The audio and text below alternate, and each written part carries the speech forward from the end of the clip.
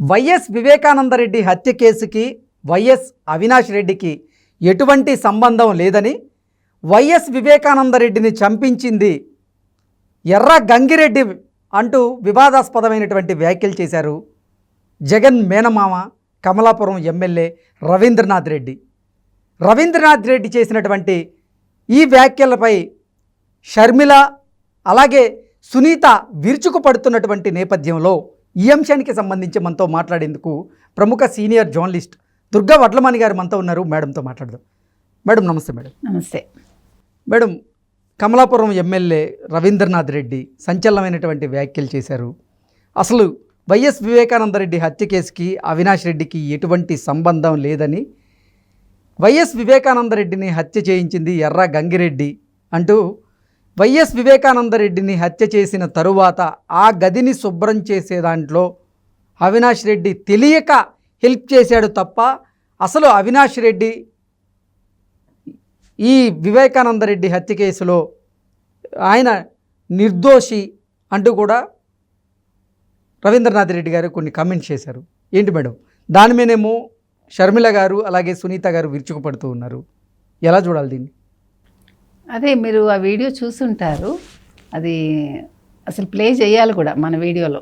ఇప్పుడు దీని ముందు అది ప్లే చేశాక మనం ఇది చేస్తే బాగుంటుంది. ఈ వీడియో ఆయన ఎంత అమాయకంగా, పాపం అవినాష్ రెడ్డి అమాయకంగా అనే పదం వాడారు ఆయన. శివప్రసాద్ రెడ్డి గారు, ఎవరు శివప్రసాద్ రెడ్డి అంటే మన వైఎస్ వివేకానంద రెడ్డి బావమరిది గారు. ఈ హత్య జరిగాక ఆయన ఫోన్ చేసి పిలిపిస్తే అప్పుడు అవినాష్ రెడ్డి అక్కడికి వెళ్ళాక ఎర్రగంగిరెడ్డి హత్య చేశాడు. ఈ పాత్ర అంతా ఎర్రగంగిరెడ్డిదే. అవినాష్ రెడ్డి అమాయకంగా అక్కడ నిల్చుని ఉన్నాడు పక్కన. ఆయన చెప్పిన మాటలు ఇవి. తెలియక తడిగుడ్డను ఫినాయిలు ఇచ్చాట. తడిగుడ్డతో గొంతులు కోయటం అంటారు చూడండి. అంటే ఇది ఇక్కడ మనం ఆపాదించుకోవచ్చు. ఓకే, అది ఇదేనంటారా? పర్ఫెక్ట్ ఎగ్జాంపుల్ ఇదే. మరి ఒక మేనమామ మేనల్లుడి గురించి ఇంత చక్కటి ఒక ఏమనాలి, ఒక సర్టిఫికేట్ ఇచ్చాడు ఆయన. నా మేనల్లుడు చాలా అమాయకుడు, అక్కడ తీసేయాలి మనం, మాయకుడు అనమాట. అమాయకుడు కాదు మాయకుడు అని. అర్థమైందా? అనేది ఏంటి, ఒక ఉపసర్గ అంతే. అది మాయకుడు అనమాట ఆయన. సో అంత అమాయకుడు లేకపోతే మాయకుడు ఆయన అవినాష్ రెడ్డిని సొంత మేనమామ అంత చక్కగా అర్థం చేసుకుని పాప అమాయకంగా ఆయన ఒక బలిపశువు అయిపోయాడు అనమాట. అక్కడ ఈ హత్యలో అవినాష్ రెడ్డి అనే వ్యక్తి ఒక బలిపశువు అయ్యాడు తెలియకుండా. హత్యలో ఇరుక్కున్నాడు ఆయన. పాప ఆయనకి ఏమీ తెలియకుండానే ఇప్పుడు ఒక హత్య జరిగాక అక్కడ గది తుడుస్తున్నారండి, మీరు మరకలంతా తుడిచేస్తున్నారు. అప్పుడు అమాయకంగా చూస్తూ ఉంటాడా? ఒక నిజంగా చదువుకున్న వ్యక్తి, ఒక ఎంపీగా చేసిన వ్యక్తి ఏం చేస్తాడు? మామూలుగా పోలీసులకు ఫోన్ చేస్తాడుగా. ముందు పోలీసులకు ఇన్ఫార్మ్ చేసి వాళ్ళని పిలిపించి ఈ ఎర్రగంగిరెడ్డిని ఈలోగా దాచిపెట్టి, ఒకవేళ అతనే హత్య చేస్తుంటే అక్కడ బోల్డ్ మంది మనుషులు ఉంటారు. ఆ కుక్కని చంపేశారు అన్యాయంగా. ఆయన కుక్కని, వివేకానంద రెడ్డి గారి కుక్కని మనం సినిమాలో కూడా చూసాము. సో పోనీ కుక్క పరిస్థితి పక్కన పెట్టండి, ఇతని ముందు ఒక గేదెలో కట్టిపడేసి నిజంగా అతనే హత్య చేస్తుంటే ఈయన అమాయకంగా పాపం పోలీసులు పిలిపించి అదంతా చెయ్యాలి కదా. మరి ఒక ఎంపీగా ఉన్న వ్యక్తి అవన్నీ ఎందుకు చేయలేదు? ఆయన సాధారణ మనిషి కాదు కదా. ఆయన ఒక జగన్మోహన్ రెడ్డి ముఖ్యమంత్రి గారి తమ్ముడైతాడు వరుసకి. విజయమ్మ గారికి తమ్ముడు ఏమనాలి, విజయమ్మ గారికి మరిది కొడుకు. ఇంకో పక్కేమో మేనమావ ఈయనెవరు, మన రవీంద్రనాథ్ రెడ్డికి మేనల్లుడు. ఇంత తెలివితేటలు ఉన్న ఫ్యామిలీలో పుట్టిన వ్యక్తి అంత అమాయకుడు అయితే ఇప్పుడు ఎంపీగా ఎందుకు నిల్చుంటాడండి? అంటే ప్రజలకు మరి ఏం చేస్తాడు అమాయకుడు? రాజకీయాల్లోకి ఎలా వస్తాడు ఒక అమాయకుడు? అమాయకుడు ఎక్కడ ఉండాలి? ఇంట్లో గమ్మున కూర్చుని ఉండాలి. రాజకీయాల్లోకి ఎలా వస్తాడు? రేపొద్దున ప్రజల్ని ఎలా పరిపాలిస్తాడు ఆయన? ప్రజలకు ఏం చేస్తాడు ఆయన? అమాయకుడైన వ్యక్తి ఇంట్లో కూర్చుంటే సునీత, షర్మిల లాంటి తెలివైన అమ్మాయిలు వాళ్ళ నియోజకవర్గాల్ని వాళ్ళు చక్కగా కాపాడుతారు. నియోజకవర్గ అభివృద్ధికి వాళ్ళు ఎంపీలు అయితే కనుకైతే, ఎంపీ ఎమ్మెల్యేలు అయితే తప్పకుండా నియోజకవర్గ అభివృద్ధికి కృషి చేస్తారు. అసలు ఏంటి నిజంగా ఎర్రగంగిరెడ్డి వైఎస్ వివేకానందరెడ్డి గారిని హత్య చేశారా? అసలు అవినాష్ రెడ్డికి సంబంధం లేదా అంటే ఏం చెప్తారు? అంటే ఎన్నికల వేళ ఇప్పుడు రవీంద్రనాథ్ రెడ్డి గారు ఇటువంటి వ్యాఖ్యలు ఎందుకు చేయాల్సి వచ్చింది, ఆ పరిస్థితిని ఎందుకు తీసుకొచ్చారు, దేనివల్ల ఆ పరిస్థితి వచ్చింది అంటే ఏం చెప్తారు? ఎందుకు వచ్చిందంటే మనకు తెలుస్తుంది కదండి. ఇప్పుడు మనం ఈ మధ్యకాలంలో జరిగిన పరిణామాలన్నీ బేరీ చేసుకుంటే, ఓ పక్కేమో షర్మిలని బయటికి పంపించారు, సొంత అన్నగారు వదిన గారు బయటికి పంపిస్తే ఆమె ఇంకా ఏమీ చేయలేక తెలంగాణకు వచ్చారు.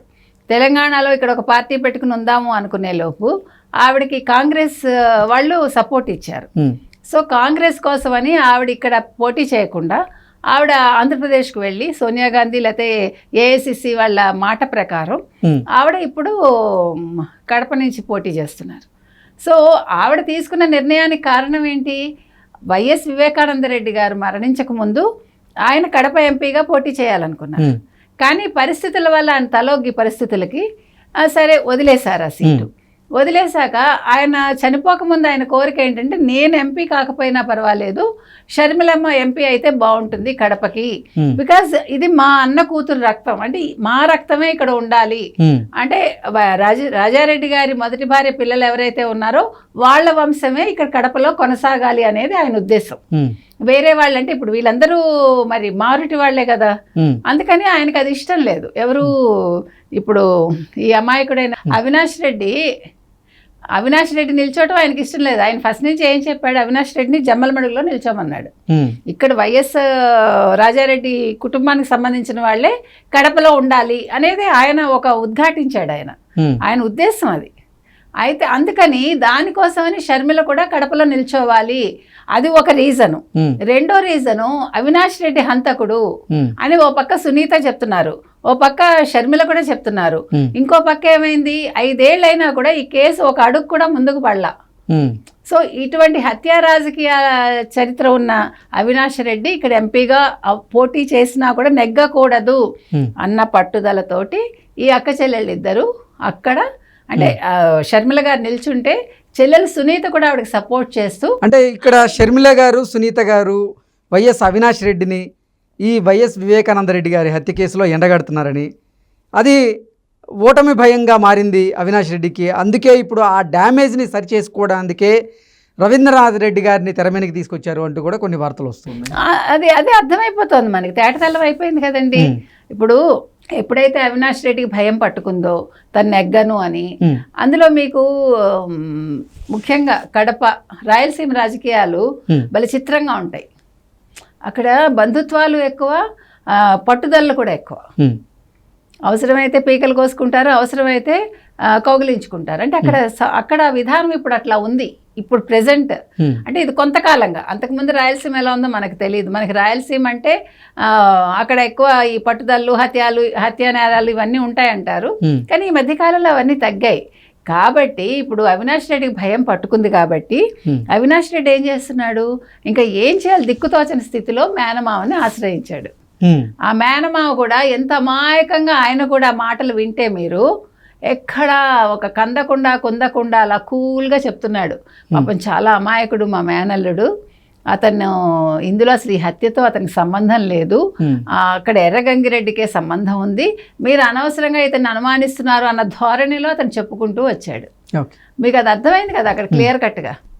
అది ఓకే మేడం, థ్యాంక్ యూ.